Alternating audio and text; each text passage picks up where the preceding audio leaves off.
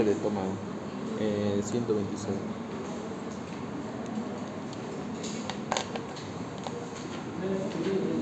Ah, no, pero yo tengo otro que da que reflejo.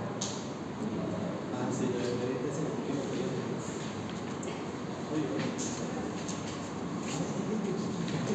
bueno, vamos a hablar sobre esófago y enfermedad de reflujo gastroesofágico, ¿ya?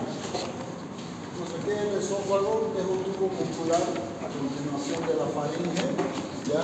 Que termina en el cardia gástrico. El esofagograma se observan tres áreas de estrechamiento, ¿ya? Anatómicos. Un estrechamiento superior que corresponde al músculo cricofaringio, un medio que es el bronquio izquierdo y el callado aórtico, y un inferior que es el esfínter esofágico inferior. Y sostiene cuerpos donde se van a, generalmente, los cuerpos extraños y algunos cuerpos corrosivos se van a sostener en estos estrechamientos. Aquí está el músculo supraficoideo, el bronquio y el esfínter esofágico inferior. Los tres estrechamientos que presenta el esófago, ¿ya? Tiene tres porciones: un esófago cervical que mide 3 centímetros, el esófago torácico que mide 20 centímetros, el abdominal 2 centímetros, ¿ya? La musculatura cubre una capa longitudinal externa y una capa circular interna. Como sabemos, el esófago no tiene una capa serosa externa, ya como el resto del tubo digestivo. ¿Ya? Entonces están las capas longitudinal externa y una circular interna. El epitelio basal corresponde al 15% de todo el epitelio y se aumenta a ese un epitelio de barro, ¿ya? El epitelio basal. Cuando esto en una biopsia está aumentado, ya hablamos de un esófago, un epitelio de barro. Las partes del esófago están el esfínter esofágico superior del cuerpo y el esfínter esofágico inferior. La presión del esfínter esofágico superior es de 40 a 100 milímetros de mercurio y del esfínter esofágico inferior es de 7 a 25 milímetros de mercurio. Esta presión, no se olviden, es muy importante para comprender el tema de la enfermedad del reflujo gastroesofágico. Si es menor a 7, se produce la enfermedad del reflujo. ¿Ya? La porción cervical recibe irrigación de la arteria tiroidea inferior, la torácica por las arterias bronquiales, ¿ya? Y la abdominal, que son ramas de la ascendente de la arteria gástrica izquierda. Ahí tenemos la anatomía. Las venas esofágicas se vacían en la tiroidea inferior hacia las bronquiales, ácido y la gástrica izquierda. Sistema venoso, el esófago. ¿Ya? Y la inervación por los nervios vagos. En síntesis, eso es lo que es el esófago. La fisiología del esófago: las tres válvulas del cilindro faríngeo esofágico son el paladar blanco, la epiglotis y el cricofaringio. ¿Ya? El esfínter esofágico inferior es la válvula de la bomba esofágica. La deglución es un mecanismo reflejo y una vez se inicia, no se detiene. ¿Ya? Durante la deglución, la inclinación de la epiglotis hacia atrás cubre la abertura de la laringe, lo cual impide ya la aspiración del contenido alimenticio hacia la vía respiratoria. ¿Okay? La contracción peristáltica de los conductores faríneos posteriores impulsa el bolo, el cual es succionado hacia la porción torácica del esófago. La disfagia aparece cuando la distensibilidad esofágica se pierde a causa de alguna patología muscular. No olvidemos que la disfagia, como dijimos, es el signo típico de la acalasia. Paciente cuando tiene problemas de acalasia se produce la disfagia. El esfínter esofágico inferior establece una barrera de presión entre el esófago y el esófago. La función esfinteriana se debe a la arquitectura de la fibra muscular que existe en esa zona. ¿Okay? El mecanismo antirreflujo de los humanos tiene tres componentes. Uno, que es el esfínter esofágico inferior con su capacidad mecánica efectiva para evitar este reflujo. La eliminación esofágica eficiente, ¿ya?, del contenido esofágico, y un reservorio gástrico que funciona en forma correcta. Esos son los tres mecanismos para que funcione el sistema antirreflujo. Los individuos sanos padecen episodios ocasionales de reflujo gastroesofágico. O sea, si alguna persona tiene en algún momento problemas de reflujo, no significa que tiene una enfermedad de reflujo gastroesofágico. Toda persona sana puede tener problemas dependiendo del tipo de borrachera que se vive, ya no los alimentos que haya comido, ya entonces puede tener episodios. ¿Okay? El esfínter esofágico inferior tiene un tono miogénico intrínseco modulado por mecanismos neuronales y hormonales. ¿Ya? Los bloqueadores beta estimulan el esfínter esofágico y los bloqueadores alfa disminuyen su presión. ¿Ya?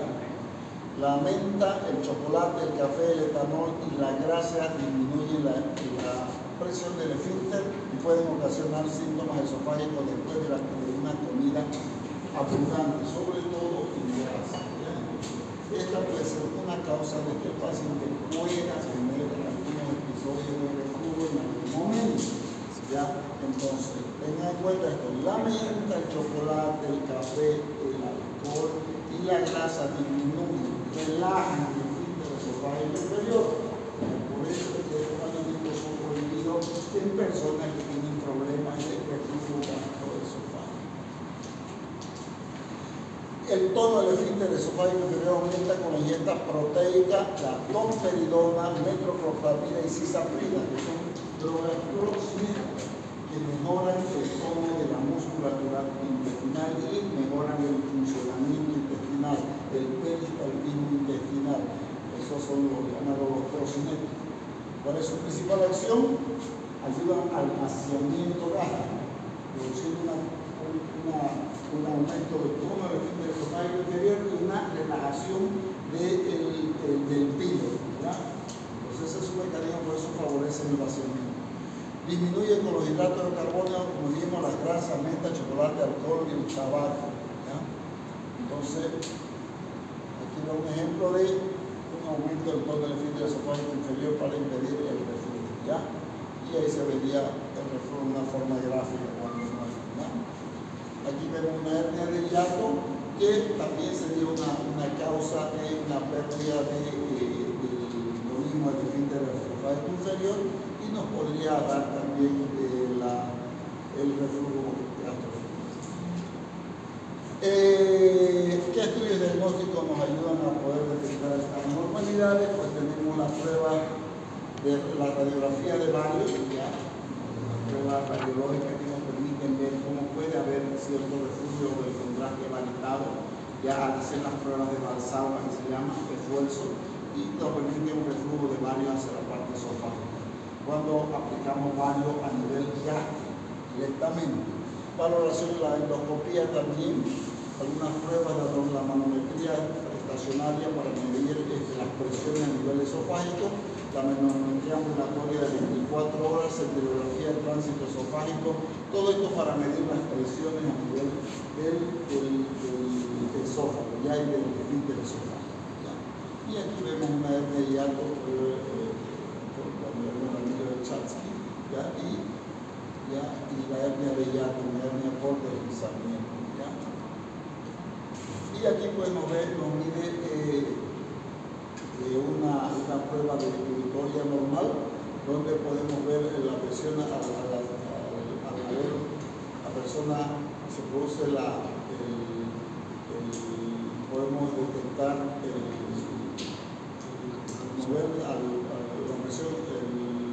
la onda negativa al momento que se produce la dilución, y de ahí se ve una onda positiva donde transcurre a nivel del cuerpo esofágico y al llegar a la zona del esfínter esofágico inferior nuevamente se produce una onda negativa. Al medir esta onda negativa es como medimos la presión del esfínter esofágico inferior.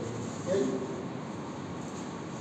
Y hay algunas pruebas también para detectar el tiempo de exposición del esófago al tubo gástrico, cuando hay cierto grado, cuando hay reflujo del estómago. Entonces, para eso hacemos la prueba de pH-metría, pruebas de reflujo ácido a nivel del esófago, radiografías de reflujo gastroesofágico y pruebas de función duodeno-gástrica.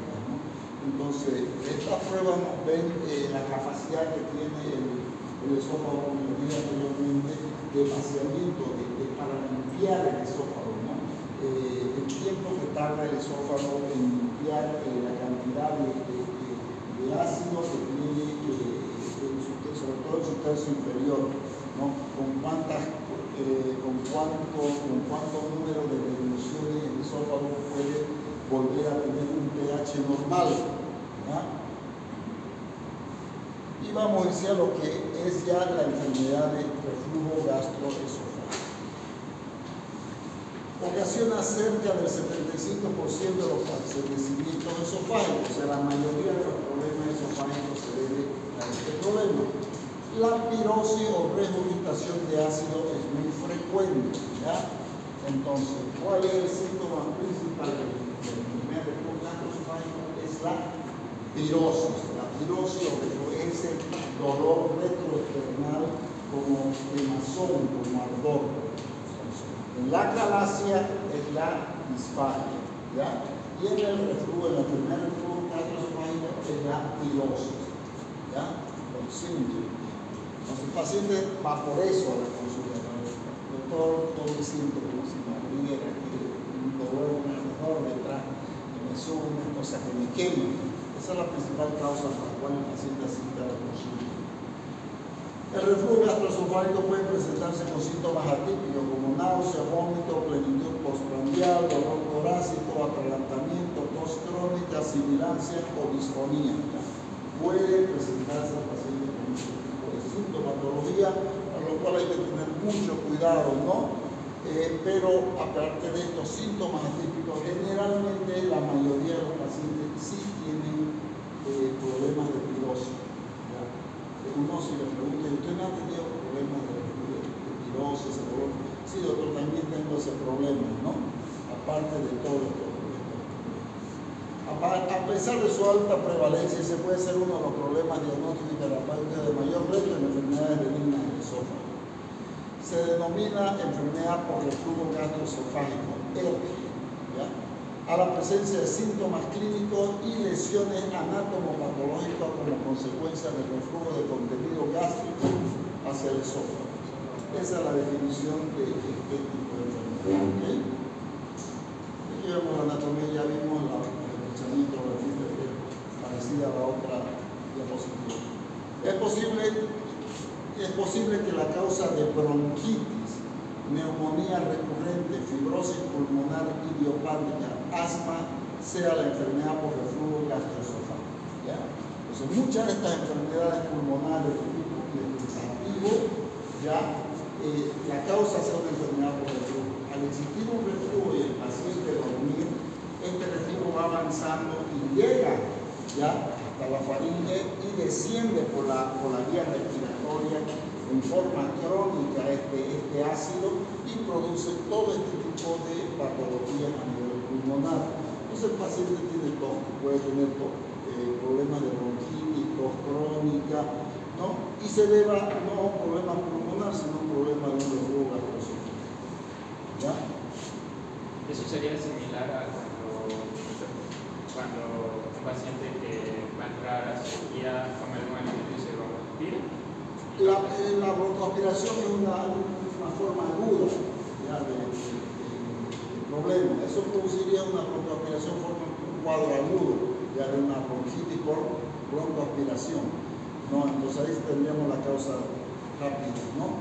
Pero normalmente estos pacientes, estos cuadros son por un reflujo crónico, ya por un pasaje crónico, tanto tiempo, ¿no? Imagínense una fibrosis pulmonar idiopática, el paciente presenta una fibrosis, no sabe por qué tiene ese cuadro fibrótico, ¿no? Y se debe a un cuadro así que lleva tiempo, ¿no?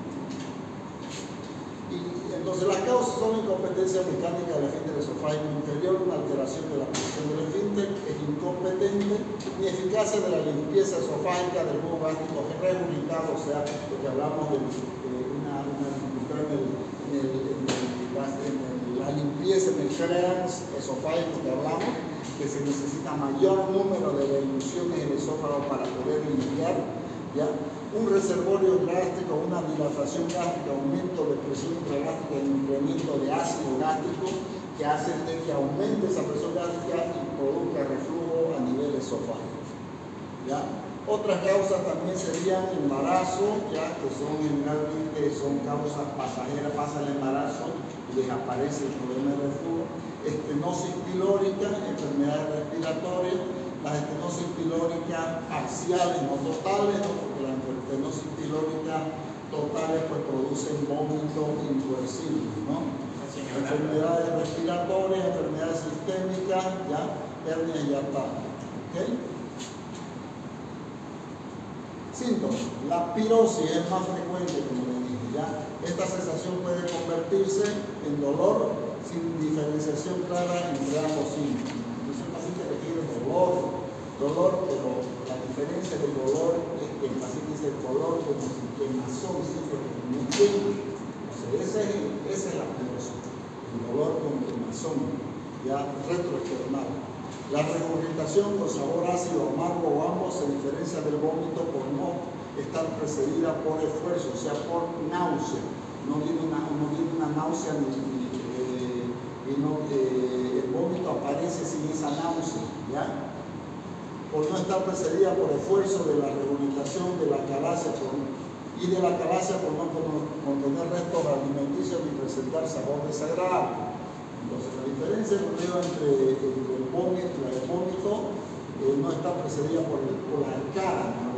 Esa arcada que tiene el vómito se diferencia del reflujo gastroesofágico. Se sale nomás el reflujo directamente, el paciente siente ese sabor amargo en la boca ácida, ¿ya? Y de la calacia, porque no tiene restos alimenticios, ¿ya? Porque la calacia, el reflujo que viene también puede venir sin la arcada, ¿no? Pero viene con restos alimenticios en la calacia, ¿okay? A menudo los síntomas despiertan al enfermo. La disfagia es un signo menos frecuente, o sea, no se presenta así. Sequedad de la boca, sangrado oculto, cuando hay úlceras ya en la mucosa esofágica.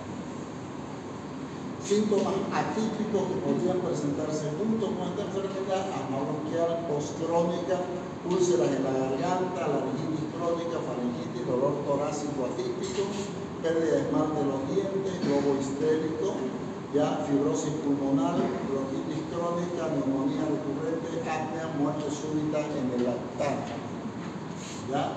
Entonces esta es la sensación que el paciente siente cuando tiene problemas de reflujo, ¿ya? A veces tiene una gastritis terrible, dice, no, y no es la gastritis, sino es ya el reflujo que produce, y es terrible, ¿no?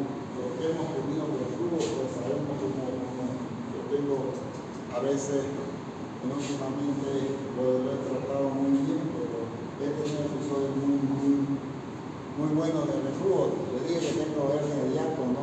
Tengo una hernia de hiato, pero no me produce todavía muchos problemas, ¿no? Pero sí, a veces cuando como algunos alimentos muy condimentados, sí me viene la sartenita, al menos es terrible.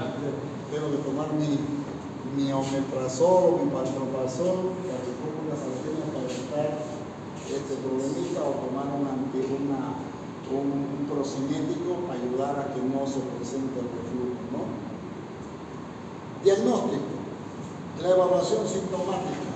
Lo primero que el paciente nos va a indicar por medio de la pirosis, ¿no? Que ya nos hace sospechar, ¿ya? Y cuando tenemos esto, una evaluación, el mejor método de elección para identificar sobre todo, no tanto para el diagnóstico de la enfermedad por reflujo, sino para las complicaciones de la enfermedad por reflujo, que lo más peligroso son las esofagitis, ¿ya? Es la endoscopía, ¿ya? Con una endoscopía podemos identificar adecuadamente si el paciente ya tiene un problema de esofagitis, ¿ya? O y en qué grado está esa esofagitis, ¿ya? Una evaluación radiológica que nos permite ver, sobre todo contrastada, para ver si existe ya el paso de contraste del estómago hacia esófago, reflujo. La evaluación manométrica para ver las gradientes de presiones, fotografía que no ve la parte estructural solamente, ¿ya? La pH-metría esofágica, eso para ver, sobre todo para evaluarnos la capacidad del esófago de vaciamiento pequeño, ¿ya? Y nos ayuda a ver, confirmar la enfermedad por reflujo, la parte funcional. ¿Okay? Centeliografía, tránsito esofágico, ya hay cineradiografía que actualmente ya no se realizan ese tipo de cosas. ¿Ya? Diagnóstico diferencial. Algún trastorno de la motilidad esofágica, puede ser que el paciente no tenga la enfermedad antirreflujo, pero sí tenga trastorno del problema esofágico en la motilidad, que no esté produciendo un retraso, o sea, una acalasia. No tenemos que confundir una acalasia con una enfermedad enfermedad de reflujo ya esofágico. Las úlceras pépticas que nos pueden dar un dolor semejante, las colelitiasis, ya esofagitis erosiva de otra causa no por reflujo, y la angina de pecho, ya que generalmente viene precedida por un esfuerzo físico. La esofagitis por reflujo viene precedida al esfuerzo físico. ¿Ya? ¿Cuáles son las complicaciones?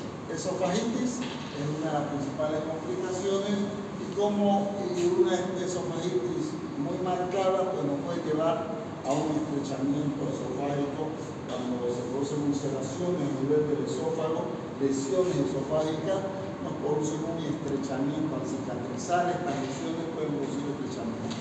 Y las esofagitis marcadas nos pueden llevar a un esófago de Barrett. Y cuando el reflujo es muy abundante y llega en forma crónica a los pulmones, pues producimos una fibrosis pulmonar progresiva. El defecto mecánico del esfínter es primario y no es consecuencia a un daño tisular o una inflamación, sino que falla en forma primaria, ¿verdad? La ocurrencia y la gravedad de las complicaciones dependen de la presencia de un esfínter con defectos mecánicos y del aumento de la exposición esofágica al ácido o los álcalis. El epitelio de Barrett se puede volver displásico y adenocarcinoma entre el 0,5 y 10% de los casos, ¿ya? Sobre todo si no tienen ningún tipo de tratamiento. ¿Ya? Y aquí vemos una esofagitis, PGT del epitelio esofágico normal y todo esto rojo es un problema inflamatorio del esófago. ¿Ya? Igualmente aquí vemos una esofagitis bastante marcada con una lesión ulcerosa. ¿Ya? Bueno, aquí vemos ya una lesión más marcada, probablemente ya una lesión maligna del esófago. Y luego ya están las complicaciones que pueden haber del reflujo, ya que produce inflamación de la mucosa, ulceración de la mucosa esofágica y la estenosis de la mucosa esofágica, debido a las múltiples inflamaciones. Dentro de la anatomía patológica, ya estos autores, Bercy y Skinner, propusieron una clasificación que, si bien en la actualidad ha ido perdiendo un poco de vigencia, sigue siendo útil ya para descubrir el aspecto anatomopatológico de la esofagitis por reflujo, ¿ya? Y la clasifica en una hiperemia, edema de mucosa en primer grado, que puede ser unas ulceraciones superficiales cubiertas por una membrana fibrosa de color grisáceo. Después pueden haber ulceraciones profundas, ¿ya? Y fibrosis en el fondo de estas úlceras, fibrosis, ¿ya? Y acortamiento muscular del esófago, ya se ve cierto grado de estrechamiento. Y por último, estenosis con fibrosis mural y adenopatía mediastínica, ¿ya? ¿Qué tratamiento se tiene que hacer para este tipo de patología? Pues existe un tratamiento médico y el tratamiento médico para el fracaso, pues el tratamiento quirúrgico no es la elección, ¿no? pero en caso de no lograrlo es la mejor solución que existe, ¿no?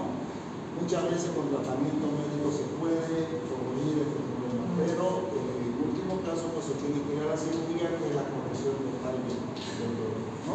Entonces muchas veces con elevar la cabecera y no usar ropa ajustada ya ingerir comida, pequeñas comidas frecuentes, evitar cenas antes de acostarse, bajar peso, no consumir alcohol, café, chocolate y menta, soluciona el problema primario de la persona. ¿Ya?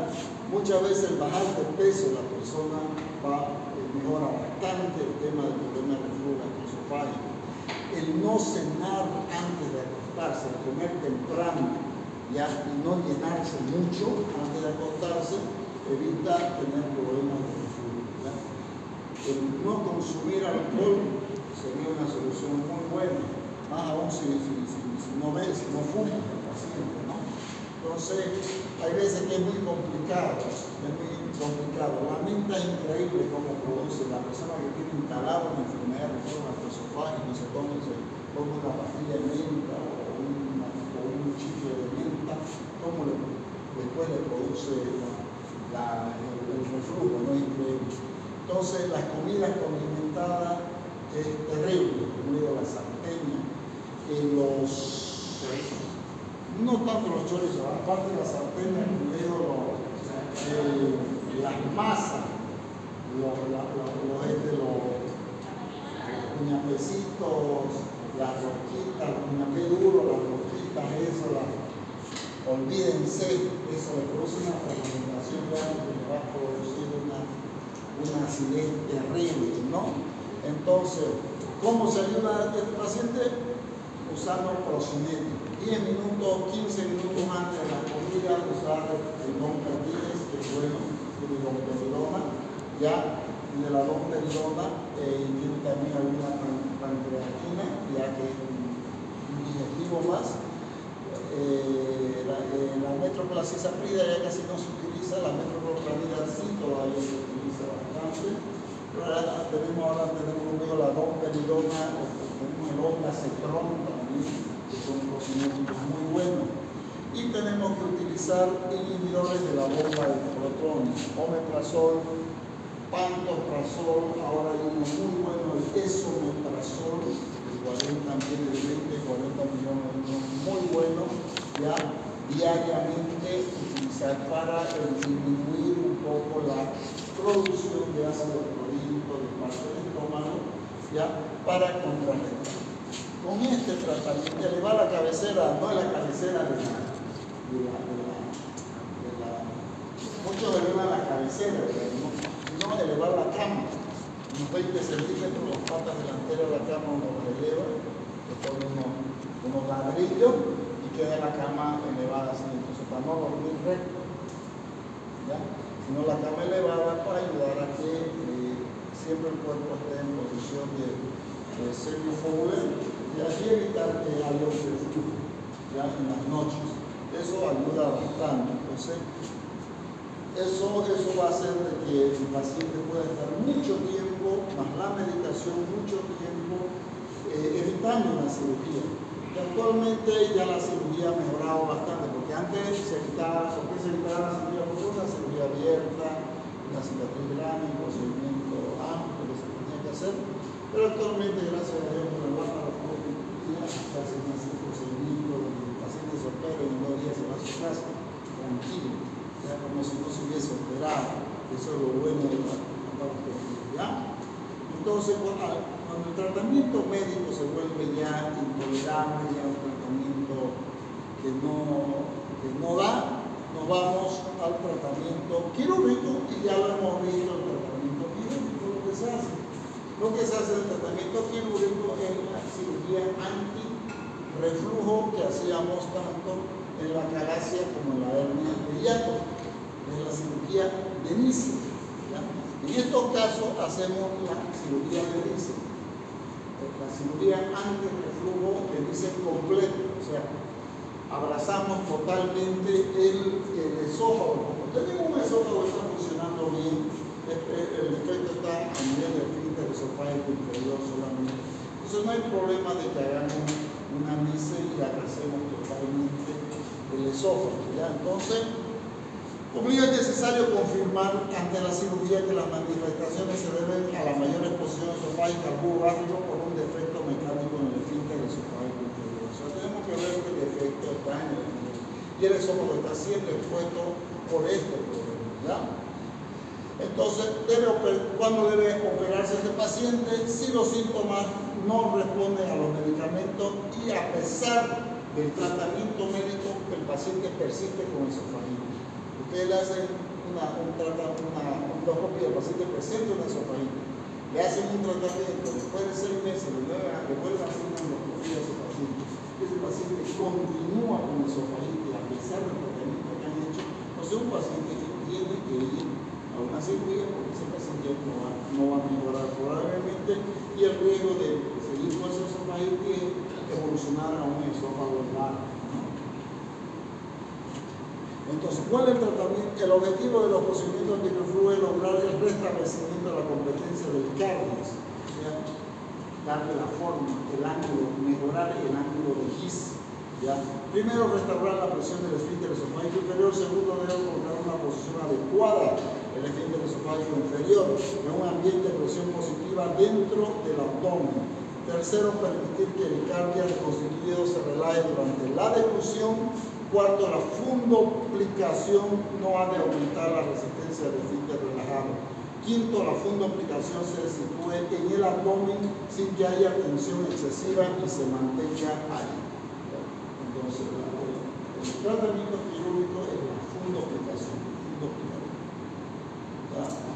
Entonces, el tratamiento que se hace es la fundoplicatura de Nissen. Existe otra, la de Besleymar, ya, es parcial también. La de Turpet le dije que también es parcial, ya.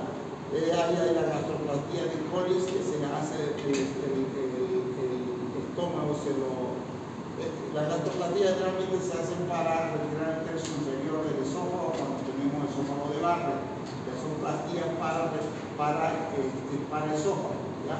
Cuando ya hay riesgo de cáncer, ¿ya? Fundoplicatura, y la fundoplicatura que se hace es laparoscopia, ¿ya?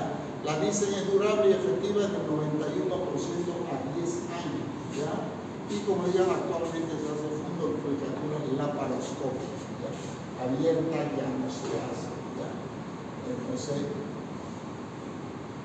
y esta es la fundoplicatura abierta, se hacía a través de una incisión mediana supraumbilical, donde, bueno, yo he tenido la oportunidad de hacerlas.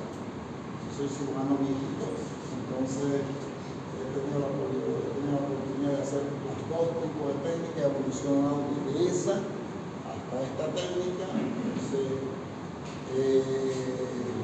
puedo saber de las dos y me quedo con la laparoscópica ya. La abierta es una buena técnica, pero una mayor herida, el paciente tiene mayor tiempo de estadía en el hospital, es más incómoda de realizar porque trabajamos en un campo un poco más elevado donde no podemos abrir mucho más arriba, entonces tenemos que trabajar un poco más incómodo. En cambio, con la laparoscopía podemos llegar a donde queramos y no necesitamos estar trabajando porque la laparoscopia nos permite poder ingresar a todas las estructuras sin ningún problema y con una adecuada visión. ¿Okay? Entonces, esa es la técnica laparoscópica donde liberamos. Primero tenemos que liberar liberamos el esófago, dejamos libre el esófago y después liberamos los vasos cortos del estómago, sobre todo lo que corresponden al fondo del estómago, y envolvemos el estómago alrededor del esófago y hacemos la fundoplicatura de Nissen. Entonces liberamos. Esta es la técnica de cuando hay la hernia de hiato, ¿no? Pero a veces cuando estamos operando reflujo, vemos que existe cierta hernia de hiato o vemos que el hiato diafragmático está un poquito abierto, entonces reforzamos un poquito, le hacemos unos puntitos al hiato, ¿ya? De esta forma, como ven en la misma imagen anterior, y aquí la imagen, unos puntitos al hiato diafragmático, está el esófago, ¿ya? Y lo que se hace es hacer el fondo del estómago se lo sutura alrededor del estómago y esa es la fundoplicatura de Nissen, ¿ya? Entonces con eso se mejora el ángulo de His y se evita el reflujo gastroesofágico. Se lleva el fondo del estómago alrededor y se lo sutura.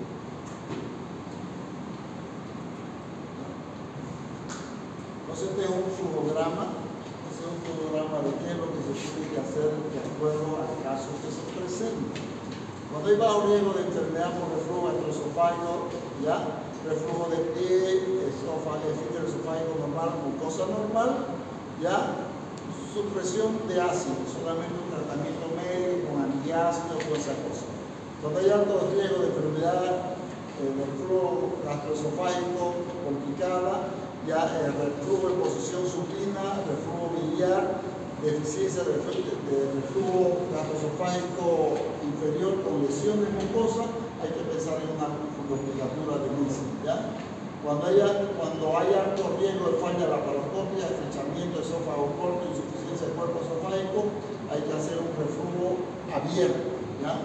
Cuando se ve que laparoscópicamente de repente no vayamos a poder realizarlo, hay que hacer una técnica abierta.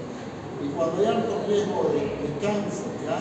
Hay que hacer un procedimiento de una esofagectomía, ya con una plastía gástrica. Bueno, y eso es todo. Entonces, ¿por qué